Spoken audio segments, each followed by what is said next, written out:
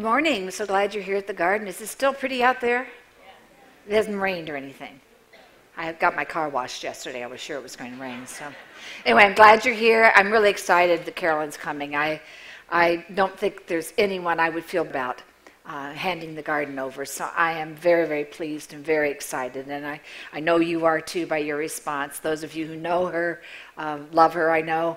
And those of you who don't know her are going to love her very quickly. So it's just really a great choice. And I really want to thank the leadership team.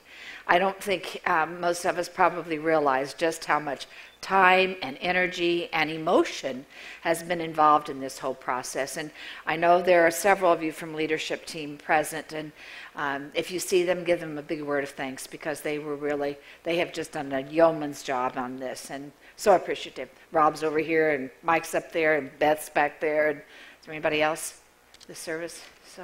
Well, anyway, I just want to say thank you. They've been a wonderful support to me, and they will be wonderful going on. So,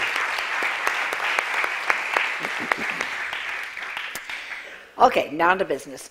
Some of you know the name of Warren Buffett. He's one on the list of one of the richest men in the world.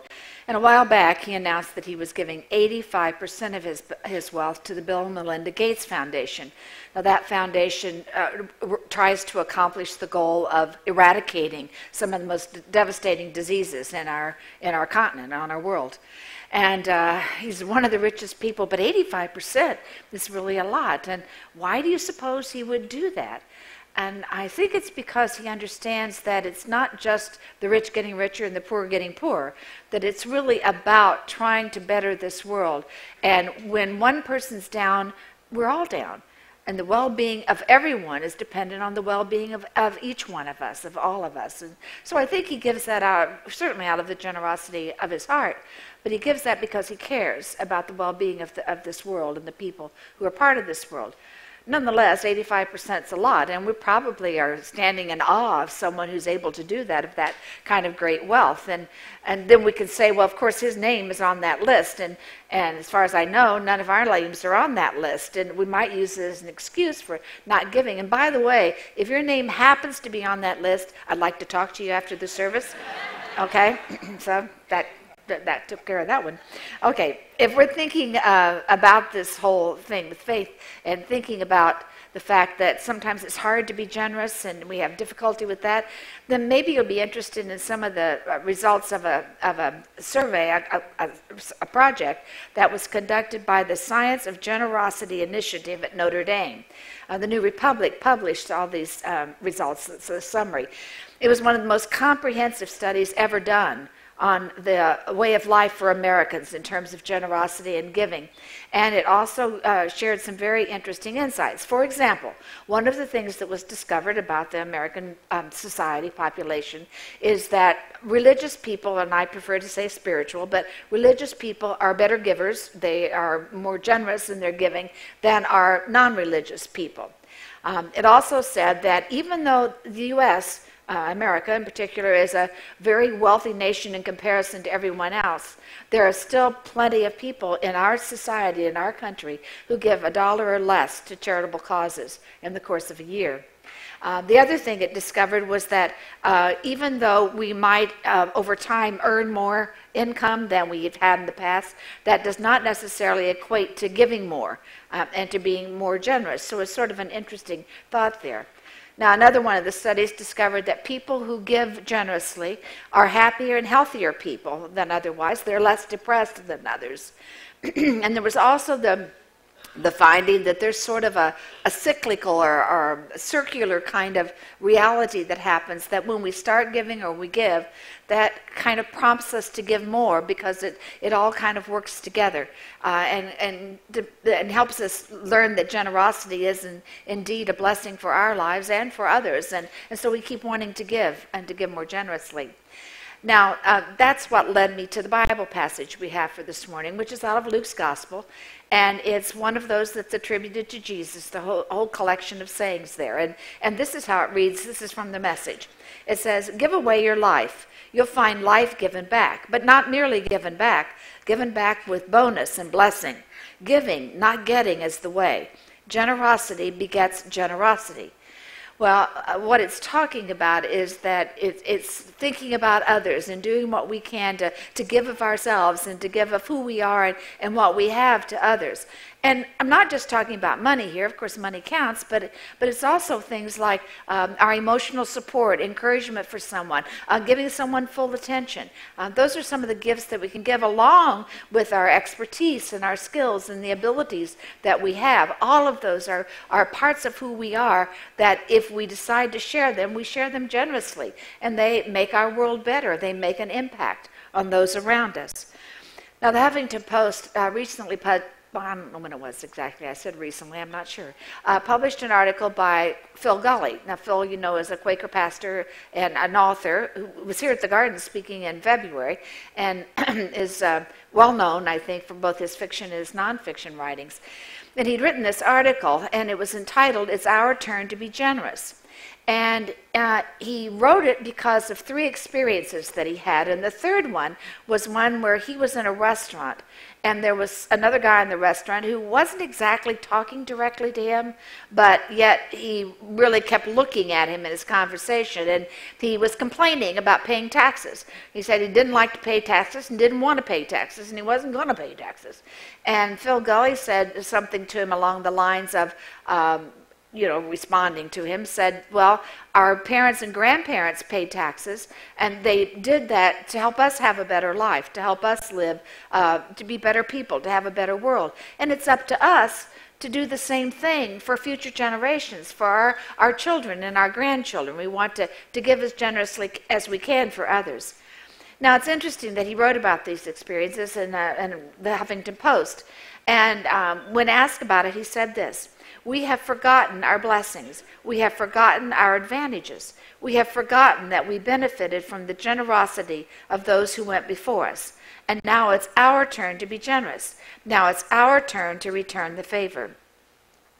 Well, that's something for us to think about. Have we forgotten our blessings? Have we forgotten that everything we have comes from God?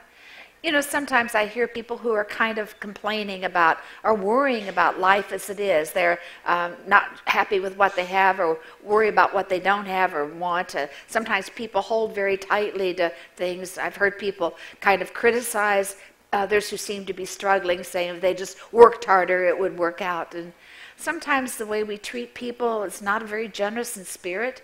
We aren't very warm and loving and kind to those that we encounter. So there are sometimes ways that we're not always being very generous to people. And when we're not being generous, then we're kind of falling short of living our faith in the best way we possibly can. Because really, who we are and what we have comes from God. And that's an incredible gift that we've been given. And when we realize that, when we realize how very blessed we are, it humbles us. And it makes us want to be more generous, to share more lovingly with as many people as we possibly can. Now, you're probably wondering why in the world I'm bringing this up on a day like today. And part of the reason I'm doing it is because the garden is at a pivotal place in its story. It's heading into a new future here. And when we did the survey and took the vote, one of the concerns that was sort of a major concern that was expressed was about the financial well-being of the garden as we move into the future. Now, part of the reason we've been able to survive and to be who we are has been primarily due to 2 causes. One, to the theater and to the fact that Beef and Boards has been donated to us for 20 years, and there is the promise and commitment that that will continue. That's one piece of that, which is a wonderful gift. You can't imagine how much that's worth for us. So, yes, we owe. And in that regard, I would urge you to do everything you can to support the theater.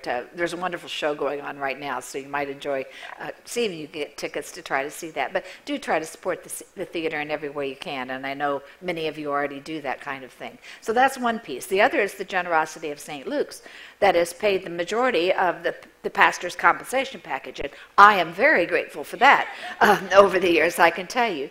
But over the next couple of years, that's going to lessen, and that means that the St. Luke's is not going to be paying to the same extent that it has, and that means we have to pick that up. And what that means is we have to raise more money. Now, you know I don't like to talk about money, and we don't do it very much around here, and I promise you we're not going to keep doing it and beat you over the head with it. We're not going to do that. And yet this is important, and it's important that you know that. Now, some things about the garden are not going to change. We're not going to start passing an offering plate. We're going to keep the watering cans at the door, and you can contribute that way if you choose. We're not going to do away with the coffee and donuts and the bagels and the whatever else we have. What juice, I guess it is juice we have there. We're not going to do away with that. And we just hope that as you enjoy those, that maybe you're able to compensate a little bit for what you're eating and help us that way so that we can reduce the cost of those things. But there are some things that are going to have to change. Like with any church, our major expense is personnel. Our staff folks, we don't have a lot of them, but the staff folks, the folks who work with us and for us, are our best asset, but it's also our biggest expense. And so we're going to make some changes, some reductions in some of the staffing and in some of the things that we've been doing. So will not change, we hope, the services and the quality of what you experience and the offerings the garden has, but we are going to have to make some of those changes. There's been conversation, not deep conversation yet, but conversation about maybe eliminating our 10% giving project. And you know that's where 10% of everything you put in the watering cans on Sunday is given to a different charitable organization every couple of months. Now, some of you may remember back in 2008 or 2009 when we had this financial crisis, this economic crisis, we had a similar conversation to this, and I mentioned to you that we were talking about maybe we needed to change something about the 10%. But we decided not to do it because we knew the need still existed. And that's a conversation that's ongoing. And if you have thoughts or concerns or input that you'd like to share and be heard, please do so. Please share it with us. You can do it at the pitch-in. You can do it on email. You can do it any way that you like. But we're interested in knowing that. All this means is that we have to begin to raise money, and in a way that we haven't done before. And so we're going to conduct a little campaign. It's not going to be an in-your-face kind of thing all the time. We're going to be trying to raise the amount of money that we need to make up that what would be a shortfall because of the increased expenses over the next 3 years. And you're going to be invited to be a part of that. As Beth mentioned, you're going to have a mailing coming there, and we just invite you to think about it and do what you can to help us out in any way that you can. We want to do this before I retire so that this future is ensured as we move forward, and it certainly would help me feel a lot better if we're able to do that. We've also already set up a transition fund that has some monies in it from a couple of very generous donors who have helped us get a start up on this kind of thing. As I say, our goal is, actually the goal is $350,000, but the goal is to try to pick up that extra money that we'll need over a 3-year period of time. It's not going to be an immediate need, but it will be a future need. Now, as I think about this, if we all just gave a little bit, or maybe just gave a little bit more, it would take care of itself. That's what it means to be generous. And I'm not just talking about money. We can give of ourselves. Beth mentioned some of the needs we have, some of the expertise it's going to take, and some of that will be ongoing, some of that's very short term. So if you have any of those skills and abilities and you're willing to donate some time and energy, we really appreciate that. That's money in the bank, frankly. It's money we don't have to pay to have someone do some of the things that we need to do in the process of moving forward. Now, what I'd like you to do, you know, we're coming up on our 20th birthday, and that will be in mid-September. And what I'd like you to do in this time that is moving toward September pretty quickly is to reflect on your experience with the garden. What would it be like in your life if the garden had not come into being, if the garden didn't exist? And if the garden failed to exist in the future, what would that mean to you? Think about that. Reflect on that. You know, Beth mentioned that we're using the theme, It's a Wonderful Garden, like It's a Wonderful Life. And in that movie that I'm sure we all know, if you haven't seen it anyplace else, you've certainly seen it at the garden at Christmas time. And when the guardian angel comes to see George Bailey, and at one point he says this, "You have been given a great gift, George, the chance to see what the world would be like without you. Strange, isn't it? Each man's life touches so many other lives. When he isn't around, it leaves an awful void, awful hole. doesn't it? Well, that's what the garden is all about. It's about God's love touching each one of us to the point that we share that love wherever we go. We touch lives. We change the world, all of us, by sharing of who we are and what we have. There's an East African proverb that says, you can share even if you have a little. And as I think about it, that's something for us to think about, that each of us has something we can share. Every one of us has something we can give. Even if it's a little in our minds, it means a lot on the other end of it. Roger Jocelyn, in Running the Spiritual Path, has suggested that one of the things we might do is whenever he talks about running, but I know we don't all run, we may walk slowly, we may kind of crawl sometimes, but whenever we are moving in any way, shape, or form, is to always keep some money with us, with the clear, pure intention of giving that money away, so that when we go home, it will be gone. We know we have shared, we have given part of that. I don't think that's a bad habit. In fact, if we haven't already started it, how about starting it today? What do you think?